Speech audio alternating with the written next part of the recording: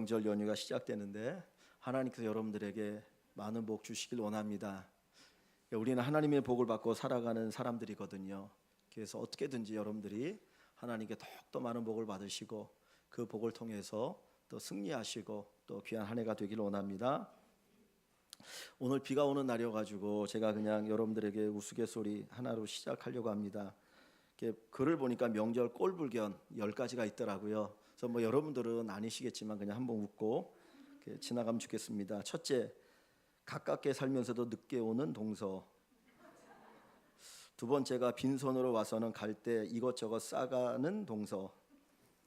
세 번째, 빨리 가서 쉬고 싶은데 눈치 없이 고스톱 치는 남편. 네 번째는 가는 손님 붙잡는 남편. 다섯 번째는 친정에 일찍 와서 참견하는 시누이. 여섯 번째는 꼭 부침개 부칠 때 와서 식용유 없는 조카. 일곱 번째는 간신히 붙여놓은 부침개를 날름 집어먹는 남편. 여덟 번째, 늦게 와서 아직도 일하냐며 큰소리치는 형님. 아홉 번째는 시댁 20만 원, 친정 10만 원으로 차별하는 남편. 열 번째가 며느리는 친정 안 보내면서 시집간 딸은 빨리 오라고 소리치는 시어머니. 여러분들은 뭐 없으시죠? 그냥 지나간 소리를 웃으시면 좋겠습니다. 오늘 비가 와가지고 좀 이렇게 몸이 축 처지는 것 같은데 여러분들 오늘 즐거운 또 명절 연휴 보내시면 좋겠습니다. 우리는 새해가 시작될 때 설이라고 하는 명절을 맞이하는데 유대인들에게도 비슷한 명절이 있습니다. 유월절입니다. 유월절. 음력으로 1월 1일이 설이잖아요. 그러니까 유대인들이 지키는 그 달력에 1월 14일이 유월절입니다. 그래서 이 유월절이 되면 가장 큰 명절로 그들이 지키는데 이 유월절을 꼭 지키겠어요. 그래서 1월 14일 날 유월절을 지키는데 그때 못 지키는 사람이 있어요. 어디 해외여행 간 사람, 외국에 나간 사람이나 아니면 부정해가지고 하나님 앞에 제사 드리는 게 문제가 있는 사람들은 한 달 후에 2월 14일에 또다시 유월절을 지키도록 합니다. 그래서 반드시 유월절을 지키고 그 유월절의 기쁨을 경험하도록 합니다. 근데 구약 성경에 보면 절기가 7가지가 나와요. 유월절, 무교절, 초실절, 오순절, 그리고 나팔절, 대속제일, 수장절, 이렇게 7가지 절기가 나오는데 신약 시대에는 이 절기를 지키지 않습니다. 왜냐하면 이 7가지의 절기는 예수님을 예표하는 절기이기 때문이에요. 그러니까 그 절기로서는 의미가 없어요. 예수님이 앞으로 오시면 어떤 일을 하실 것이고 어떤 구원의 역사를 이룰 것인가 하는 것을 보여주는 것이 절기예요. 구약에는 제사가 5가지 제사가 있죠, 그죠? 번제가 있고 소제가 있고 화목제가 있고 속제가 있고 속건제 5가지 제사가 있는데 지금 제사를 지내나 안 지나요? 안 지내죠. 성전이 과거에는 구약 시대는 예루살렘에 성전이 있지만 지금은 성전이 없어요. 이 성전이나 제사나 절기는 예수님을 보여주는 겁니다. 예수님이 이 땅에 오시면 그분이 우리를 어떻게 구원하실지를 보여주는 것이 그 제사고 성전이고 절기입니다. 그래서 구약의 그 모든 것들은 신약에 오면 다 없어졌고 예수님만 우리에게 있는 거예요. 그래서 이 7가지 구약의 절기들도 예수님의 모습을 우리에게 보여주는데 오늘 우리가 유월절이라고 하는 것을 이것을 통해서 하나님께서 어떻게 우리에게 은혜 주시는가 하는 것을 생각해 보려고 합니다. 이 유월절이 시작되어지면 그때가 새로운 한 해가 열려지는 거예요. 그래서 우리가 여기 본문에 그 5절 말씀에 보면 첫째 달 열 나흔 날 그랬죠, 그죠? 첫째 달이니까 1월 달이라는 거예요. 유대인들이 지키는 그 달력의 첫 번째 달 14일 날 유월절을 지키고 있거든요. 이 유월절의 의미가 뭔가 3가지 먼저 생각해 보기를 원합니다. 첫째는 이 유월절은 구원의 은혜를 감격하는 절기예요. 이 유월절의 유래는 어떤 거냐면 이스라엘 백성들이 애굽에서 400년 동안 노예로 살았습니다. 그들이 노예로 살고 종살이를 할 때에 하나님께서 모세를 통해서 그들을 구원을 하시죠. 그런데 바로가 보내주지 않는 거예요. 야, 이 이스라엘 사람들이 우리에게 얼마나 큰 이 노동력인데 이들을 내보내줄 수 있느냐는 거예요. 왜냐하면 200만이 넘는 사람들이 애굽에서 종살이 하니까 그들은 철저하게 국가를 위해서 그리고 노동을 제공했습니다. 뭐 월급을 안 줘도 그들을 다 부리며 살아갈 수 있거든요. 그런데 그들을 해방시킨다는 것은 바로 입장에서 상상할 수가 없는 거예요. 그러니까 안 보냅니다. 그래서 하나님께서 재앙을 계속 내리죠. 먼저는 물이 피가 되게 하고 개구리, 파리, 이 여러 가지 재앙을 쫙 내리지만은 9가지의 재앙을 내리는데도 이 바로가 꿈쩍하지 않아요. 그래서 마지막 10번째 재앙을 내리는데 그 재앙이 뭐냐면 애굽에서 태어난 첫 것들은 다 죽이는 겁니다. 여자는 아니고 남자들을 죽이는 게, 그러니까 남자 첫 번째 아이 그리고 짐승 가운데 순놈은 첫 번째 건 다 죽이는 재앙을 내려요. 그런데 하나님께서 그 재앙을 피하는 방법을 하나 보여주셨는데, 양을 잡아서 피를 이 문 틀에다가 바르면 그 피를 보고 그 집에는 재앙이 내리지 않겠습니다. 그래서 이스라엘 백성들이 이 유월절 때, 이제 그때부터 유월절이 됐는데 이때는 유월절이라는 말이 없었죠. 그때에 하나님의 말씀대로 양을 잡아가지고 피를 바르니까 이 바로부터 시작해서 모든 사람의 장자들은 다 죽임을 당했는데, 그 피를 바른 이스라엘 백성들의 집에는 그 죽음이 없었어요. 그리고 나서 그들이 이제 해방이 되어서 애굽에서 탈출을 하게 됩니다. 그것을 기념하는 절기가 유월절이에요. 그러니까 유월절은 한 해의 시작을 의미하기도 하지만 그들이 애굽에서 해방되어진 것을 의미하는데, 유월이라고 하는 말이 뭐냐면 넘어간다는 말이에요. 넘어간다. 영어로 패스오버를 얘기합니다. 넘어간다. 뭐가 넘어가냐면 재앙이 넘어가는 거, 죄앙이 넘어가는 거. 이것은 무엇을 우리에게 보여주는 거냐면 예수 그리스도가 우리를 죄의 노예로부터 해방시켜 주신다는 것을 보여주는 내용이에요. 우리는 다 죄의 노예였습니다. 저나 여러분이나 예수 믿기 전에는 죄가 우리를 지배했어요. 그 죄의 지배 가운데 우리는 신음하며 살았습니다. 그런데 예수님께서 십자가의 피를 흘리심으로 우리가 죄로부터 구원받고 새 생명을 얻게 되어진 것입니다. 그래서 예수님이 사역을 시작하기 전에 세례 요한이 예수님을 소개할 때 뭐라고 소개합니까? 봐라, 세상 죄를 지고 가는 하나님의 어린 양이로다 그랬어요. 바로 그 유월절에 죽은 그 양이 예수님이라는 거예요.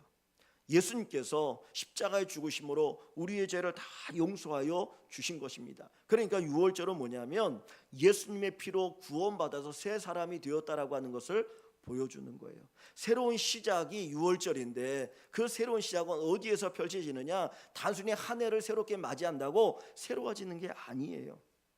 그죠? 작심삼일. 여러분들이 한 달 전에 2019년도를 맞이할 때 어떤 나름대로의 계획을 가졌습니까? 어떤 결심을 했습니까? 근데 뒤돌아보면 며칠 가지 못하지 않습니까? 저도 요번에는 이렇게 이런 것 좀 해봐야지, 이렇게 살아야지라고 나름대로 작심했지만 뒤돌아보면 또 그냥 흐지부지할 때가 많이 있거든요. 어떤 한 해가 새롭게 온다고 해서 새로워지는 것이 아니라 예수 그리스도의 피로 우리가 새로워지는 것입니다.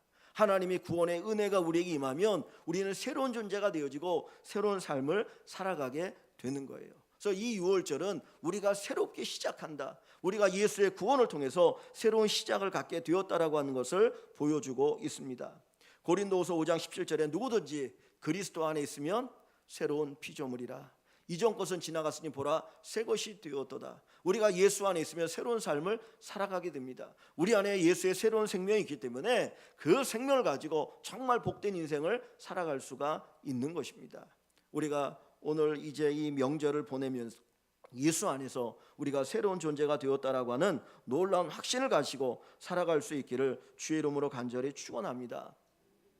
이스라엘 백성들이 애굽에서 나와가지고 이제 가나안을 향해 갈 때 그들 앞에 큰 난관이 있었는데 그게 뭐냐면 홍해바다였어요.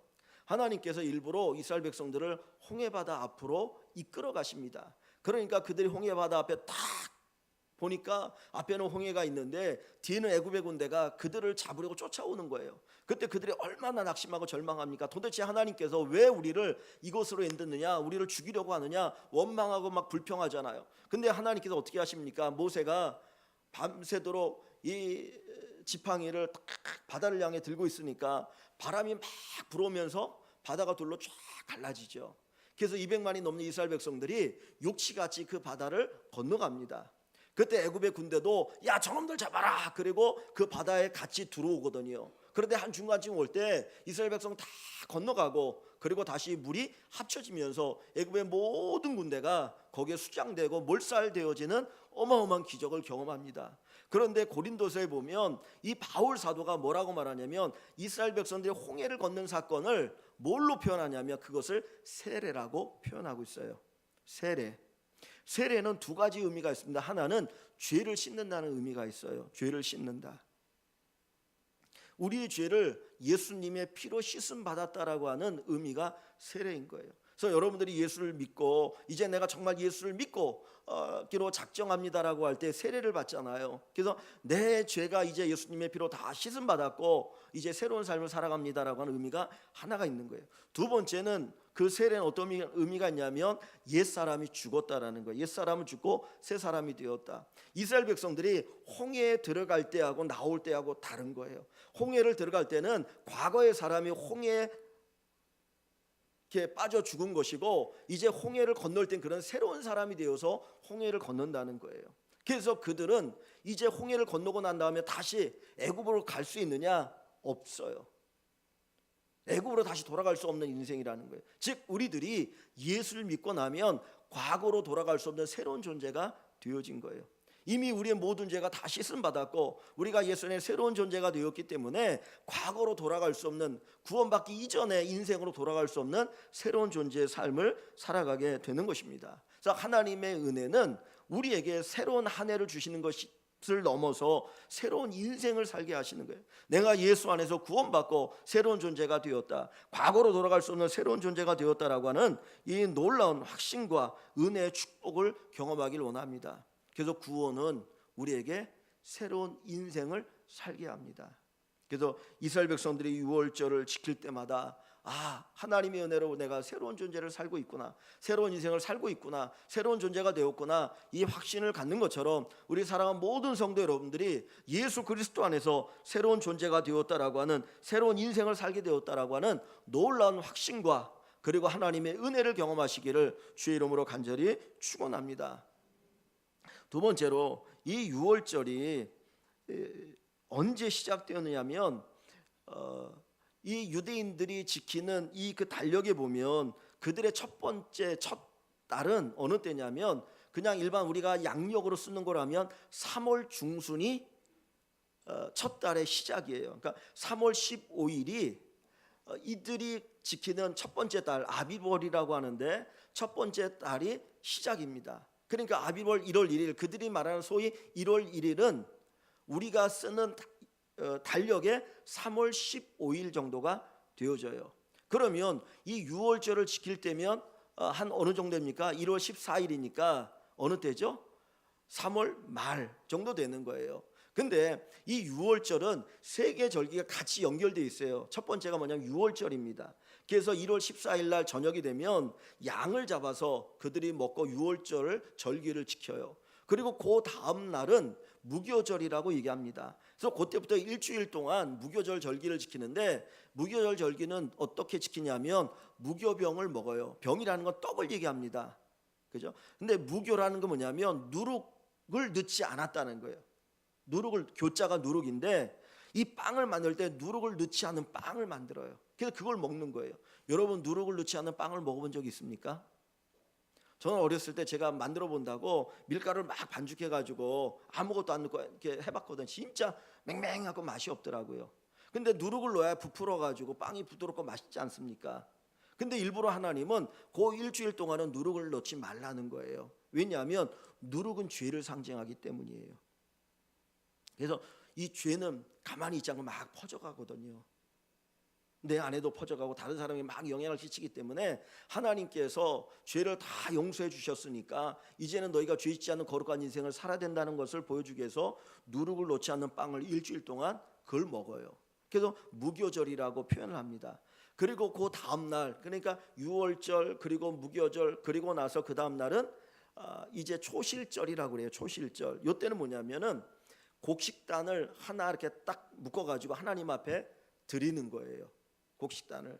즉 이때는 어느 때냐면 추수하는 때입니다. 지금 4월 초잖아요. 4월 초면 봄이거든요. 우리는 봄이면 보통 뭐를 합니까? 씨를 뿌리고 파종을 하죠. 그런데 이스라엘은 그 봄이 되면 씨를 뿌리는 파종하는 때가 아니라 곡식을 거두는 때예요. 그래서 4월 초부터 시작해서 오순절 약 50일 동안 보리 추수를 하고 밀 추수를 합니다. 그러니까 봄은 이스라엘 백성들에게 추수하는 때이고, 하나님께서 한 해의 시작을 뭘로 시작하게 하셔요? 추수로 시작하게 하시는 거예요. 우리는 한 해의 시작을 농사를 짓고 씨를 뿌리는 것으로 시작한다고 생각을 하는데, 이스라엘 백성들에게 봄은 추수하는 계절입니다. 하나님께서 그들이 새로운 한 해를 맞이할 때 추수하는 것으로 시작하게 한다는 건 뭡니까? 하나님의 은혜를 통해서 시작하게 되어지는 거예요. 우리의 삶이라고 하는 것은 많은 사람들은 자기의 힘과 자기의 능력으로 살아가려고 합니다. 내가 열심히 일해서 뭔가를 얻은 것 가지고 살아가려고 하는데, 사실은 하나님의 은혜와 하나님의 축복이 먼저 함께하고 그 축복을 가지고 살아가는 것이 우리의 인생이라는 것을 가르쳐주고 있는 겁니다. 하나님께서 아담을 창조하실 때 6일 동안 세상을 미리 창조하시죠. 그래서 모든 것들을 다 만들어 놓으시고 아담을 만드셨습니다. 그건 뭘 보여주냐면, 하나님이 인간이 살아서 모든 환경을 열어놓으시고 그리고 나서 그곳에 두셔서 마음껏 그것을 누리며 살아가라는 거예요. 내가 수고해서 뭘 얻어서 살아가는 인생이 아니라 하나님 주시는 복과 은혜를 가지고 살아가는 인생이라고 하는 것을 가르쳐 주는 것이 이 6월절의 의미입니다. 예전에 대통령 선거가 있을 때 대통령 후보로 나오려고 했던 분 가운데 한 분이 저녁 있는 삶이라고 하는 표를 가지고 나왔어요. 그죠? 저녁 있는 삶이라는 표를 가지고 나왔는데, 그 의미가 뭡니까? 정말 하루 종일 일을 하는데 저녁조차도 일을 해야 되니까 저녁만큼 좀 쉴 수 있는 기회를 갖게 만들자. 내가 대통령이 되면 이 국민들에게 쉼을 주겠다라고 하는 의미에서 저녁 있는 삶이라고 하는 표를 썼거든요. 성경이 하루의 시작을 어디에서 보이는 줄 아십니까? 창세기 1장에 보니까 하나님이 세상을 창조하실 때 첫째 날을 뭐라고 말합니까? 저녁이 되고 아침이 되니 첫째 날이더라 그랬어요. 저녁이 되고 아침이 되니 둘째 날이더라. 이스라엘 사람들은 하루의 시작을 아침에서 보는 것이 아니라 저녁으로 봅니다. 그래서 예수님께서 죽으신 지 3일 만에 부활하셨다는 것도 그냥 우리의 날짜로 생각하면 3일이 안 돼요. 그런데 그것이 이스라엘의 날짜로 보니까 3일이 되어지는 거거든요. 그러니까 저녁부터 하루가 시작되어져요. 그건 뭘 의미하냐면 하나님의 안식을 얘기합니다. 하나님께서 먼저 우리에게 안식을 주시고 그 안식을 가지고 새로운 하루를 살아가도록 하는데 목적이 있는 것입니다. 우리의 삶은, 우리의 인생은 내 수고와 내 능력으로 살아가는 것이 아니라 철저하게 하나님의 은혜로 살아가는 인생입니다. 2019년도를 우리가 시작하고 한 달을 보냈습니다. 남은 11달 동안도 하나님의 은혜로 살아가게 된다는 것을 믿으시길 바랍니다. 하나님께서 우리에게 한 해를 주실 때는 야, 네가 알아서 살아라, 네가 알아서 수고해서 먹고 마셔라, 그것이 아니라 하나님이 준비해 놓으시고 그것들 누리며 살아가는데 목적이 있다라는 거예요. 올 한 해도 분명히 하나님께서 여러분들 지키시고 보호하시고 인도하여 주실 것을 믿으시기를 바랍니다.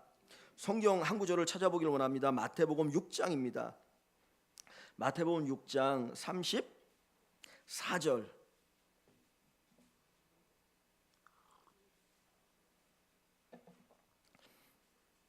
마태복음 6장 34절입니다. 여기 앞부분에 보면 주님께서 이런 말씀하셔요. 야, 무엇을 먹을까, 무엇을 입을까, 무엇을 마실까 염려 근심 걱정하지 말라. 공중 나는 새를 보라, 하나님이 먹이지 않느냐. 들에 피는 백합화를 보라, 하나님이 입히지 않느냐라고 하는 얘기를 하면서 염려하지 말라는 얘기 쭉 하셔요. 그리고 나서 맨 끝에 33절에 가서 뭐라고 말하냐면 그런즉 너희는 먼저 그의 나라와 그의 의를 구하라. 그리하면 이 모든 것을 너희에게 더하실 것이다. 너희가 먼저 하나님의 나라를 구하면, 하나님을 너희가 먼저 찾고 하나님을 너희가 먼저 경배하면 내가 너희 인생 책임지겠다라고 하는 그 약속을 하고 계셔요. 그런데 34절을 봅니다. 34절을 보면 말이 안 되는 이야기가 있어요. 여러분 34절 얘기를 한번 같이 읽어볼까요? 34절 6장. 그러므로 내일 일을 위하여 염려하지 말라. 내일 일은 내일이 염려할 것이요 한날의 괴로움은 그날로 족하니라. 아멘. 자, 여러분 자 보세요. 그러므로 내일 일을 위하여 염려하지 말라. 이 말은 이해가 되죠. 근데 그 뒤를 보시면 내일 일은 누가 염려한다고요? 내일이 염려할 것이요 내일 일은 내일이 염려할 것이요 한날의 괴로움은 그날로 족하니라. 여러분, 내일이라고 하는 그것이 인격이 있습니까? 이건 시간이잖아요. 내일이라는 거는, 그죠? 오늘, 지금 우리는 오늘 살고 있는데 내일이라고 하는 거는 이건 시간이지 인격이 아닙니다. 그런데 내일 일은 누가 염려한다고요? 내일이 염려한다는 거예요. 말이 됩니까? 예전에 이 성경 전에 우리가 써다 개역 한글에는 내일 일을 염려하지 말라, 내일 일은 내일 염려할 것이요라고 번역돼 있었어요. 내일 일은 내일 염려하고 그냥 오늘 일만 염려하고 살아라, 그렇게 번역했거든요. 그런데 새로운 번역에는 정확하게 번역을 하려고 번역을 한 건데, 내일 일은 누가 염려한다고요? 내일이 염려한다. 여러분, 이게 말이 안 되잖아요. 내일이 어떻게 내일 일을 염려합니까? 근데 하나님께서 이 말씀을 쓰신 게 뭘까요? 야, 내일 일은 내일이 염려할 거야. 하나님이 이렇게 기록하신 의도가 뭐겠습니까? 내일 일은 누가 준비한다는 거예요? 하나님이 준비한다. 내가 준비한다. 내일 일은 내가 준비한다. 내가 너희에게 내일을 맞이하게 하는 것은 내가 너희로 하여금 내일을 살 수 있도록 준비하고 너희 내일을 맞이하게 하겠다라는 거예요. 그래서 내일 일은 내일이 준비하는 거예요. 우리는 염려근심 걱정하며 살아가죠. 야, 오늘도 이렇게 힘들게 사는데 내일은 어떻게 살아갈 수 있을까? 내일 어떻게 살아갈 수 있을까? 모든 것이 염려근심 걱정거리거든요. 그때 주님은 염려하지 말라는 거 다 내게 맡겨, 내게 맡겨. 야, 공중에 나는 새를 봐. 누가 먹이드냐? 내가 먹이지 않더냐? 들에 피는 들풀을 봐라. 누가 그것을 키우더냐? 내가 키우지 않느냐? 그런데 하물며 내 아들 예수 그리스도를 통해서 구원한 너를 내가 먹이고 입히지 않겠느냐? 걱정하지 마라. 네가 내일을 맞이할 거냐? 그러면 내일을 너희가 살아갈 수 있도록 내가 준비해 줄 것이다. 이것이 바로 하나님의 약속입니다. 우리의 삶은 하나님의 은혜로 사는 거예요. 하나님의 은혜로 사는 겁니다.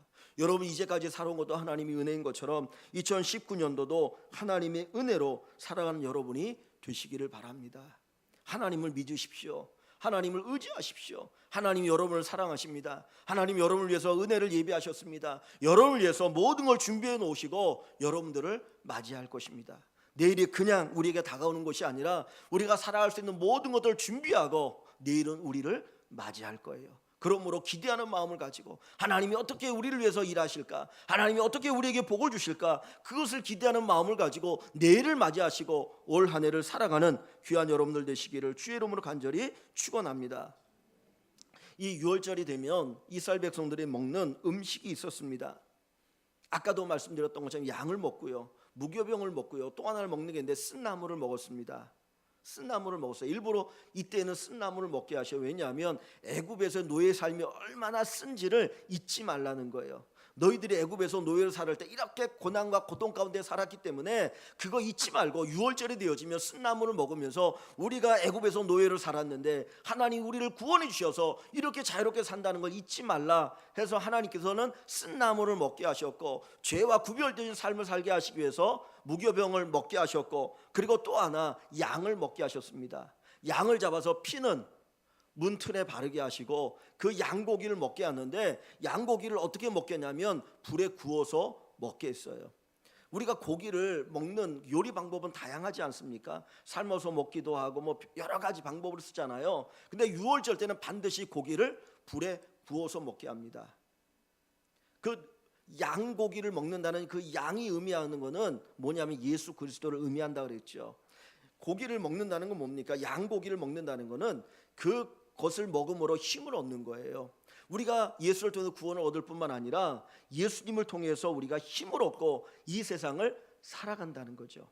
또 그 불에 구운 양고기를 먹는다는 것은 우리를 위해서 고난받으신 예수님, 나를 위해서 십자가 달려 죽으신 그 예수님의 은혜와 능력으로 이 땅을 살아간다라고 하는 것을 보여주는 것이 불에 구운 양고기를 먹는 것입니다. 그러면 이스라엘 백성들이 매년 이 6월절을 맞이할 때마다 그 불에 구운 양고기를 먹으면서 야, 우리는 우리 힘으로 사는 게 아니야. 하나님의 은혜와 하나님 능력으로 사는 것이야. 하나님 우리를 돕지 않으면 우리가 살아갈 수 없는데 하나님 우리를 도와주셔서 살아가는 것이야 라고 하는 그 고백을 담고 있는 것입니다. 하나님이 한 해를 시작할 때, 우리 인생을 시작할 때 우리에게 은혜를 주셨습니다. 우리를 구원하셔서 새로운 인생을 살게 하시고 우리가 살아간 모든 환경에 하나님이 준비하시고 예비하신 은혜가 있어요. 근데 그것뿐만 아니라 하나님이 우리를 도와주시고 하나님이 우리에게 능력이 되신다는 겁니다.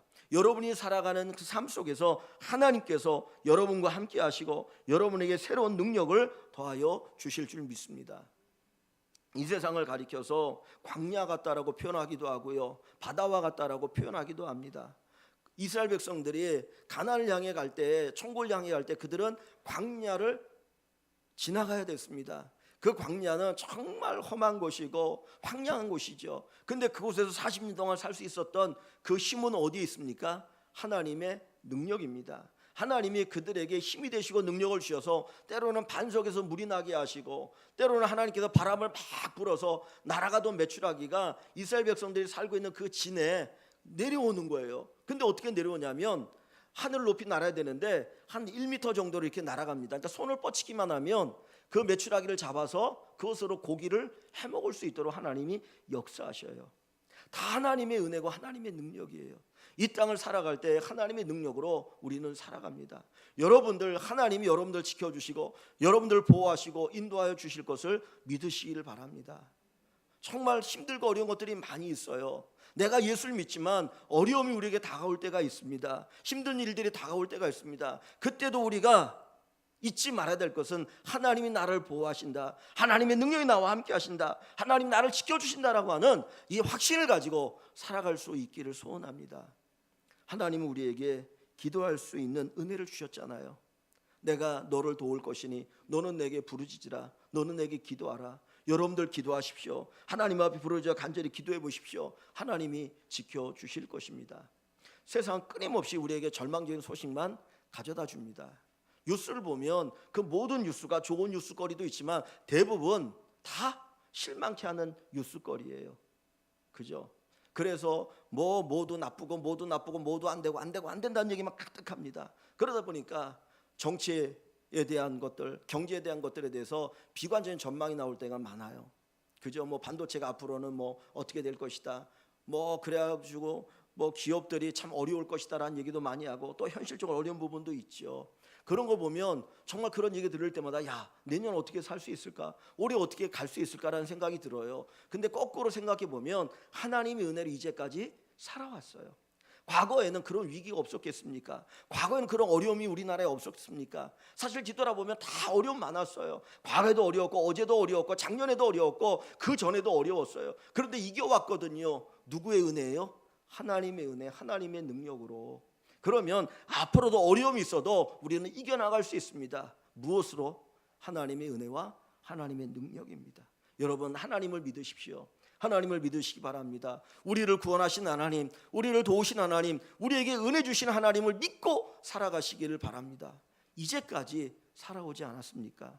과거에 보통 어른들이 그런 얘기하죠. 산 입에 뭐 치랴? 거무줄 치랴.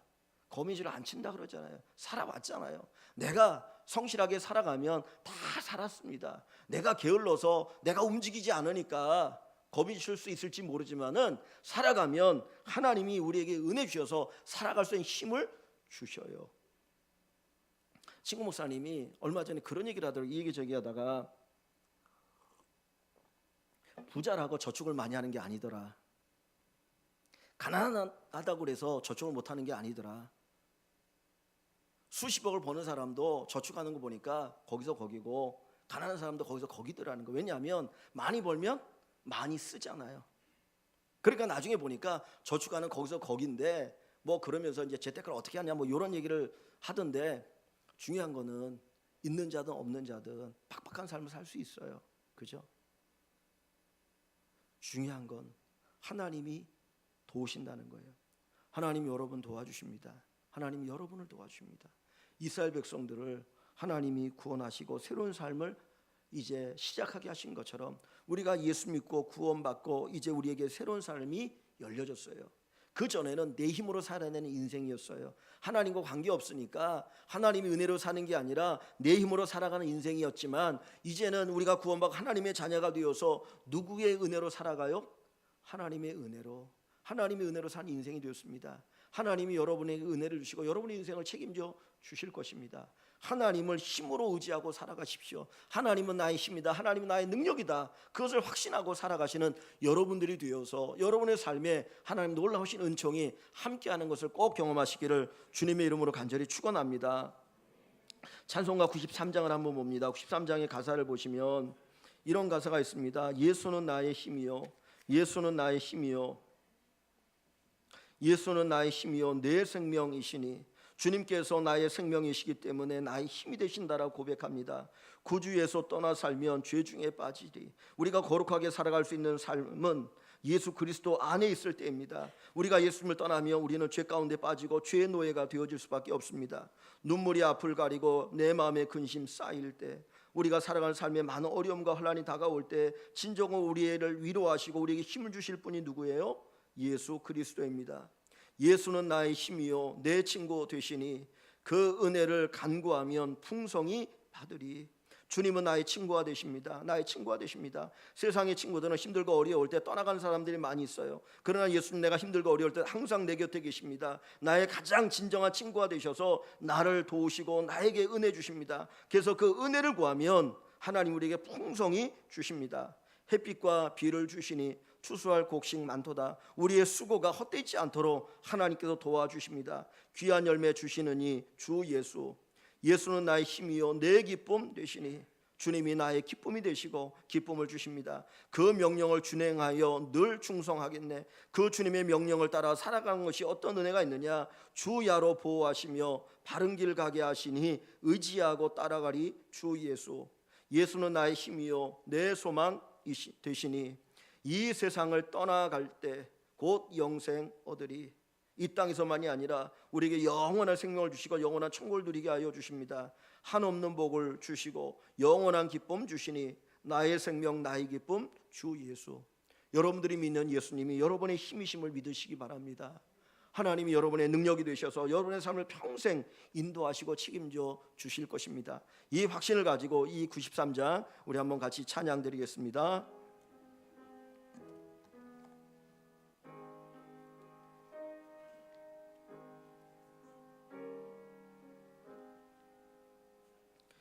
예수는 나의 힘이요 내 생명 되시니, 구주 예수 떠나 살며 죄중에 빠지리. 눈물이 앞을 가리고 내 맘에 근심 쌓일 때 위로하고 힘 주시리 주 예수. 예수는 나의 힘이요 내 친구 되시니, 그 은혜를 간구하며 풍성히 받으리.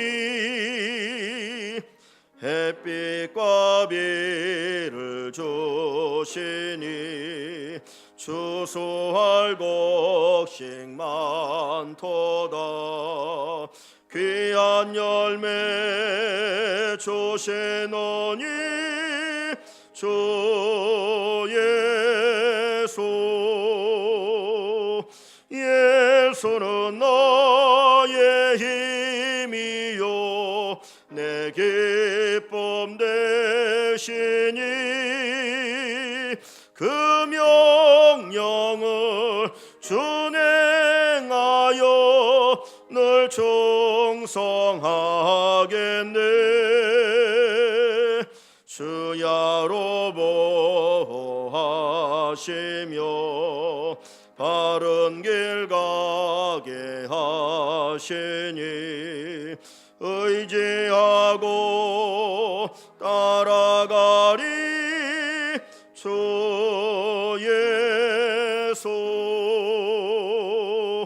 예수는 나의 힘이요 내 소망 되시니